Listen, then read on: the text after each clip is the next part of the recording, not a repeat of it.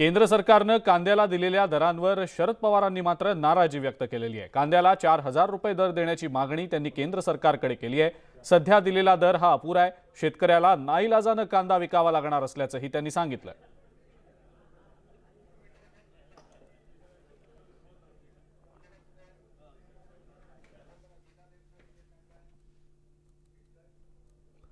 केंद्र सरकार 2 lakh metric ton कांदा खरेदी करणार आहे। मात्र या निर्णयानंतर सुद्धा राज्यातल्या कांदा उत्पादक शेतकऱ्यांमध्ये संताप कायम आहे। कांदा उत्पादकांचं या निर्णयामुळे समाधान झालेलं नाही। अहमदनगरमधल्या अकोले इथं किसान सभेच्या नेतृत्वाखाली तहसील कार्यालयासमोर कांदे ओतून आंदोलन करण्यात आलं। यावेळेला सरकारच्या विरोधात जोरदार घोषणाबाजी देखील करण्यात आलेली आहे। केंद्र सरकारनं कांदा निर्यातीवर लावलेल्या 40% करवाढीनंतर राज्यभरातले शेतकरी आक्रमक झालेत। सरकारच्या 2 लाख टन कांदा खरेदीच्या निर्णयानं काहीही फरक पडणार नसल्याचा दावा शेतकऱ्यांनी केलाय। सोलापूर कृषी उत्पन्न बाजार समितीमध्ये कांद्याच्या मुद्द्यावर प्रहार संघटनेनं आंदोलन केलंय। कृषी उत्पन्न बाजार समिती प्रशासकीय कार्यालयामध्ये नासके कांदे टाकून आंदोलन करण्यात आलं आणि यावेळेला केंद्र सरकारच्या विरोधात जोरदार घोषणाबाजी देखील करण्यात आली।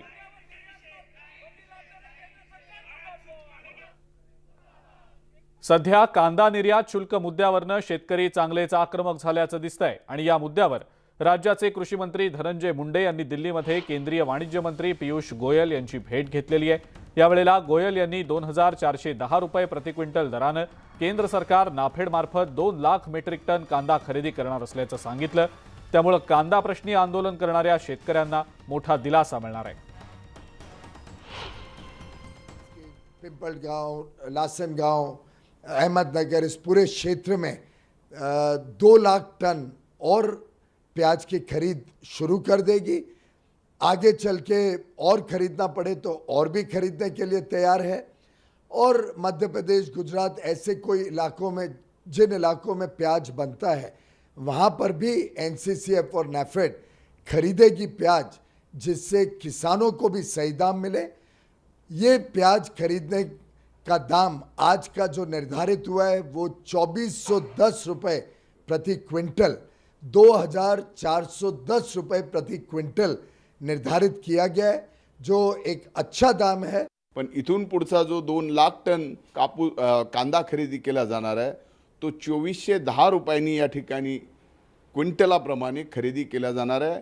मी देशाचे प्रधानमंत्री आदरणीय मोदी साहेबांचे, वाणिज्य मंत्री आदरणीय पियुष गोयल साहेबांचे मी मनापासून महाराष्ट्राचा कृषी मंत्री या नात्याने त्यांना धन्यवाद देतो आणि त्यांना मी आणखीनही विनंती केली आहे की 2 लाख टन पेक्षा जर जास्त कांदा आला तर या ठिकाणी तो सुद्धा आपण याच भावाने खरेदी करावा।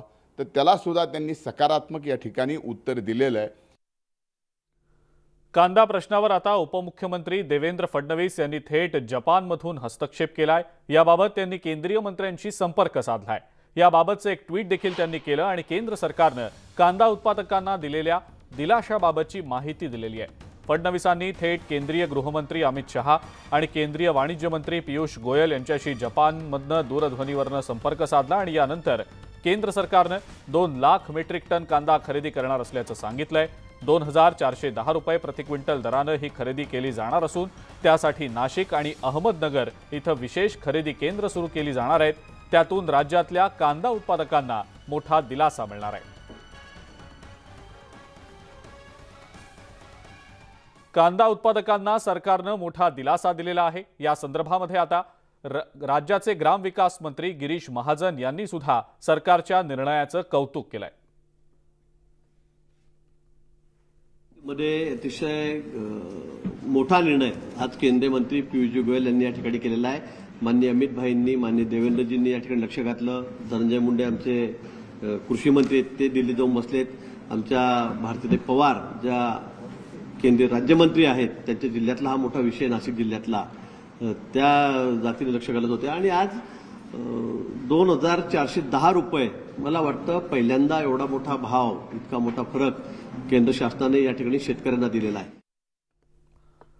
कांदा उत्पादकांना सरकारनं मोठा दिलासा दिलेला आहे आणि पुन्हा एकदा सरकारनं शेतकऱ्यांच्या हिताचा निर्णय घेतल्याबद्दल सरकारचे आभार देखील मानले गेले। नाफेडच्या माध्यमातून 2 लाख मेट्रिक टन कांदा खरेदी करण्याची मागणी आम्ही देखील करत होतो असं सुद्धा त्यांनी म्हटलेलं आहे।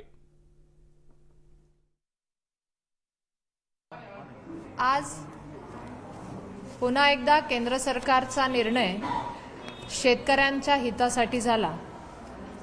गेल्या 2 ते 3 दिवसांपासून सातत्याने शेतकऱ्यांची मागणी होत आहे, यामध्ये तोडगा निघावा,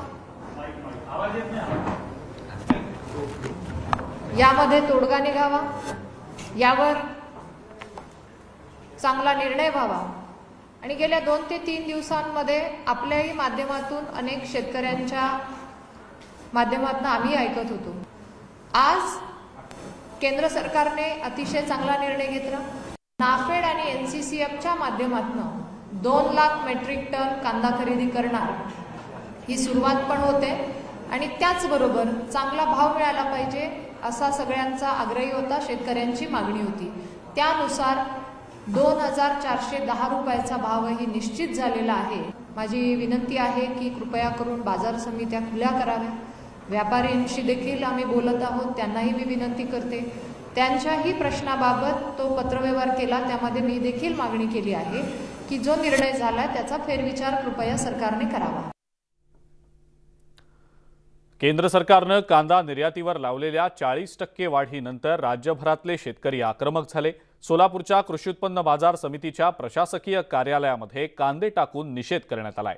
दरम्यान केंद्र आणि राज्य सरकारच्या चर्चेनंतर शेतकऱ्यांना दिलासा देण्यासाठी सरकारनं 2410 रुपयात 2 लाख मेट्रिक टन कांदा खरेदी करण्याचा निर्णय घेतलाय। मात्र या निर्णयाला सुद्धा शेतकऱ्यांनी विरोध दर्शवलाय।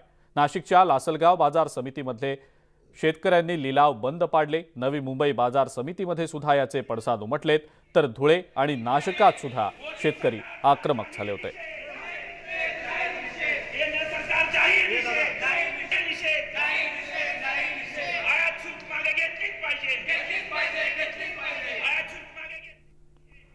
पंधरा ऑगस्टला सातारा शहरामध्ये एका अल्पवयीन मुलानं छत्रपती शिवाजी महाराजांबद्दल आणि भारत देशाबद्दल आक्षेपार्ह लिखाण सोशल मीडियावर व्हायरल केलेलं होतं।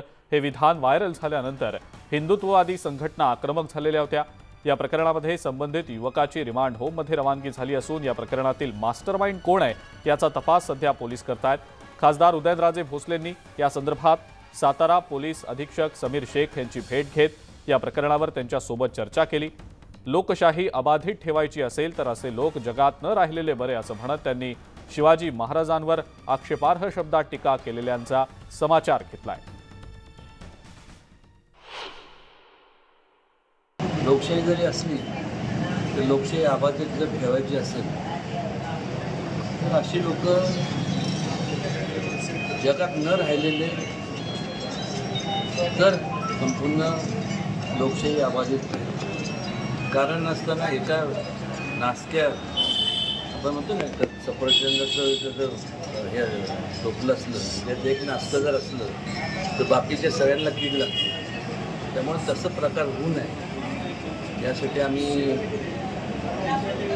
SP साहेबांना निवेदन दिलं।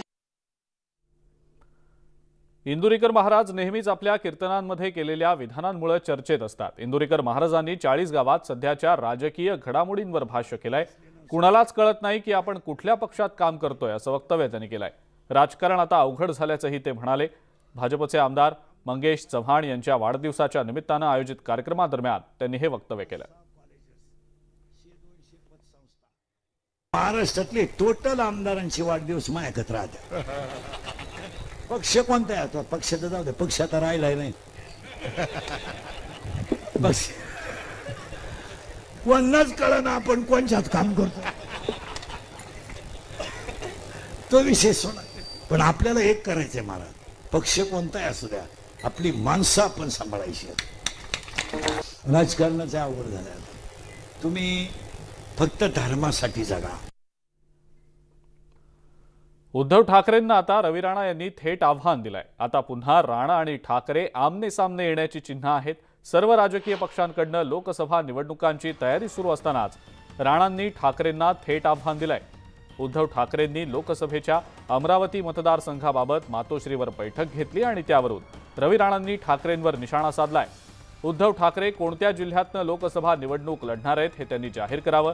ज्या मतदारसंघातून उद्धव ठाकरे निवडणूक लढतील तिथं त्यांच्या विरोधात नवनीत राणा उभ्या राहतील अशी घोषणाच रवी राणांनी केली आहे। अमरावती जिल्ह्याची चिंता उद्धव ठाकरेंनी करू नये. नवनीत राणा या पूर्णवेळ जनतेत असतात. अमरावतीची जनता नवनीत राणांसोबत आहे, असंही रवी राणा यांनी म्हटलंय. खासदार नवनीत राणा पूर्ण वेळ पब्लिकमध्ये शेतकरी शेतमजूर सर्वसामान्य जनतेमध्ये काम करतात आणि उद्धव ठाकरेंनी जर अमरावती लोकसभेला टार्गेट केलं असेल, त्यांना पहिलेच खासदार नवनीत राणांनी आवाहन केलेलं आहे की उद्धव ठाकरे कुठून लोकसभा लढणार ते आधी त्यांनी डिक्लेअर करायला पाहिजे. जर त्यांनी डिक्लेअर केलं त्या ठिकाणी सांगितलं आहे की नवनीत राणासुद्धा त्या ठिकाणून लोकसभा लढतील. म्हणून महाराष्ट्रामध्ये कुठून जरी लढलो तर आपली ताकद क्षमता ही नेहमी दिसली पाहिजे. उपमुख्यमंत्री देवेंद्र फडणवीस यांना मानद डॉक्टरेट देण्यात आलेली आहे. जपानमधल्या कोयासन विद्यापीठानं ही घोषणा केलेली आहे.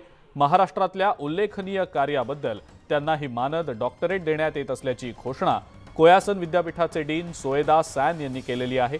आगामी भारत भेटीमध्ये त्यांना ही उपाधी प्रदान केली जाईल.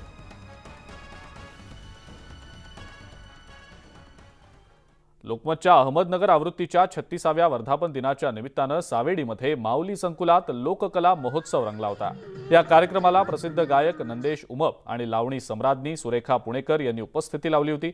वर्धापन दिनाच्या निमित्तानं आयोजित कार्यक्रमात आदिवासी भागातील कांबड नृत्याचा आविष्कार पाहून जिल्ह्यातले रसिक मंत्रमुग्ध झाले. याशिवाय धनगर नृत्य, लावणी यासह विविध कला प्रकार सादर करण्यात आले. प्रेक्षकांचा याला भरभरून प्रतिसादही मिळाला. आमच्या लोकसंस्कृतीमधल्या लोक वाङ्मयातल्या लोककलेतल्या अनेक अशा मंडळींना एक हक्काचं व्यासपीठ देत आहेत.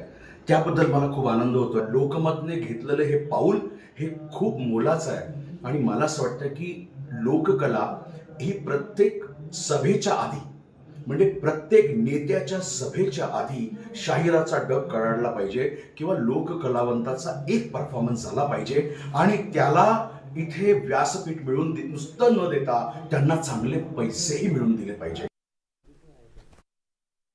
आज लोकमतनी जो कार्यक्रम घेतलेला आहे, तळागाळातल्या कलावंतांना चान्स दिलेला आहे आणि तळागाळातले कलावंत म्हणजे तमाशा फड, लोककलावंत, तुम्हाला सांगते शाहीर, ह्या सगळ्या प्रकारचे आज कार्यक्रम भरवलेले आहेत.